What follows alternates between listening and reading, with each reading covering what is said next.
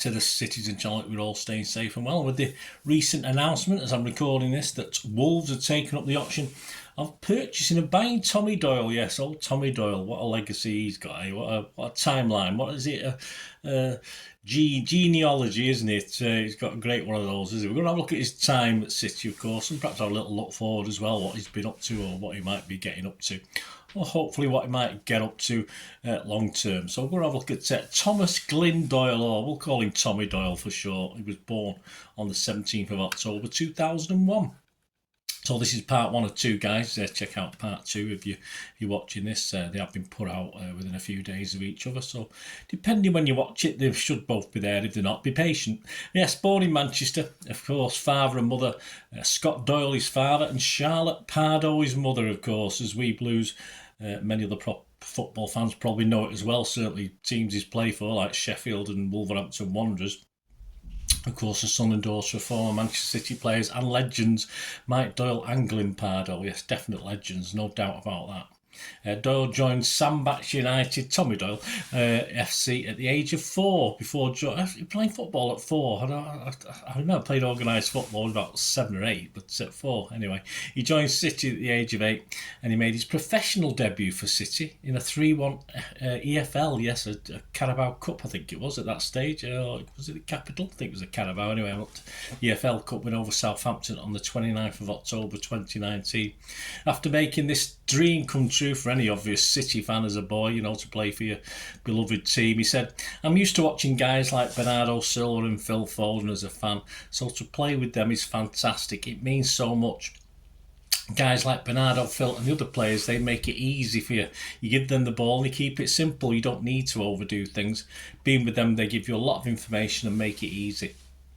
They've also shown me that it's important to go out and work hard and let your football do the talking. I just want to listen and learn, and from everyone here to keep pushing and developing," the midfielder added. "I'm going to keep working hard, keep listening to every bit of information from the staff and the players, and it's definitely given me the hunger and taste to keep pushing on and learning." In season 1920, he also made 2 sub-appearances, a sub in the FA Cup against Port Vale on the 4th of January 2020, a 4-1 home win. He replaced Ilkay Gundo on 77 minutes, and a 1 Premier League appearance on the 8th of July, of course, a COVID-affected season, if you remember. 8th of July 2020, a 5-0 Etihad win. Tommy replaced Mahrez in that one on 75 minutes. He was on the bench for the Atlanta Champions League group game and also for the Real Madrid round of 16 and the ill-fated Lyon quarter-final match. And he was unused sub for 5 Premier League games that season. On the 18th of September 2020, he extended his contract until 2025. After signing, he said, "I see this place as my home," he told City TV. "I've been here so many years, and to be offered a new contract was a massive thing for me. It was a no-brainer to sign. Now it's all sorted. I'm happy and ready for the start of the season now.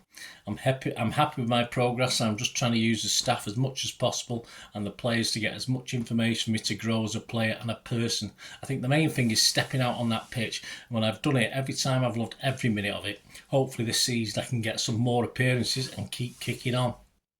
For a young player, it's everyone's dream to play in the Premier League.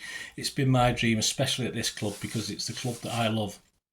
To be trying to do it, play in the Premier League, and to have done it before means so much to me.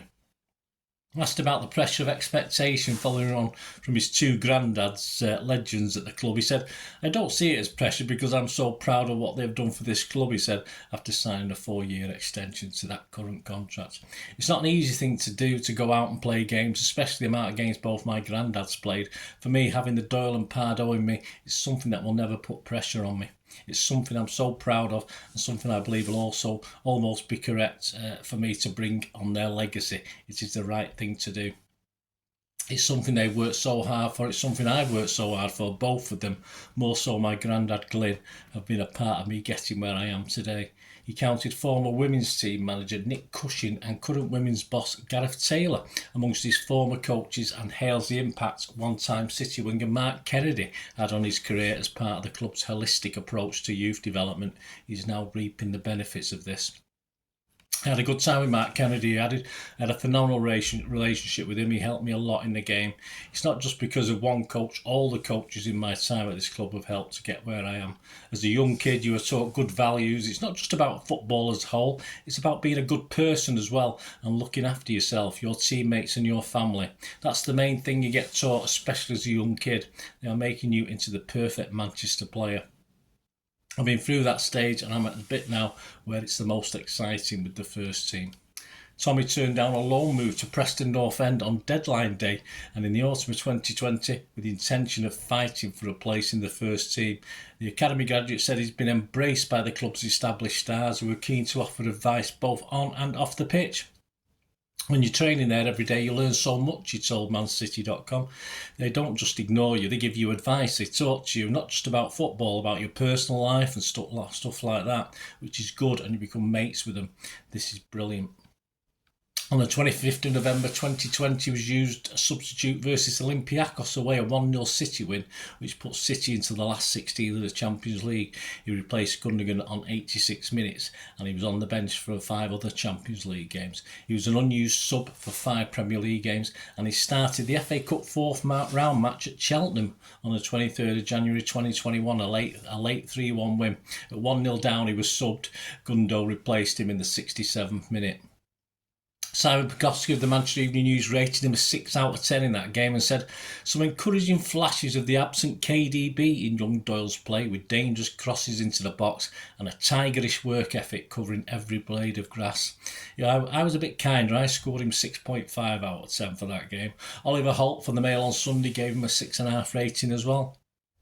Harry Pratt for the Star scored him just a 6. In the next round, he replaced Gundogan on 56 minutes with City 3-0 up against Swansea in a 3-1 win on the 10th of February 2021. Simon Pekowski for the Manchester Evening News rated him a 7 for this one and said some good runs down the right and went close in the final 10 minutes. I also rated him a 7 and said he was energetic. That was my summing up. John Cross for the Mirror and Daily Star gave him a 6 out of 10 rating. He started at the Etihad in the Carabao Cup round 3 in a 2-1 win over Bournemouth on the 24th of September 2020. David McDonald for the Daily Star scored him a 7 out of 10. He was replaced by Sterling on 67 minutes. Martin Blackburn for the Sun marked him a 6 out of 10. He was on the bench for the 4th round. So there you go, guys. Join me in part 2 where there's some high praise from Pep for Tommy.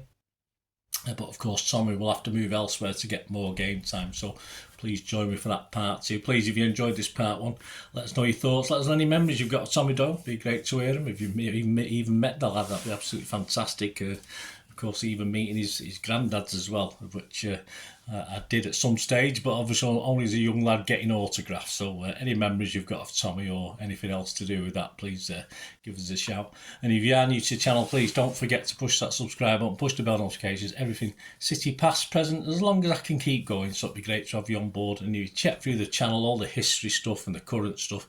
You'll also see some stuff on another passion of mine, which is film and TV. So if you're very interested in that, or you know someone who might be, give them a kick in my direction. I'll be extremely grateful. You can follow me for City information and film and TV stuff on X and TikTok, both at the same address at Bernard_Dineen, DINNN, and Bernard Dineen on Facebook. And if you're any interested in, I'll be doing a few changes over the summer as I'm recording this. Any interest in sponsoring or supporting the channel in any way, or if you want a shout out or you want to shout out for you personally or an organisation, just let me know. Message me through those social media outlets I've just commented on, or message me through YouTube as well, and we'll sort something out. Give us a shout. Anyway, join me again, and hopefully for part 2. Don't forget, tune back in for that. I only ask one thing, don't I? Please stay safe, Blues. Come on, City. Come on, Tommy. Bye for now.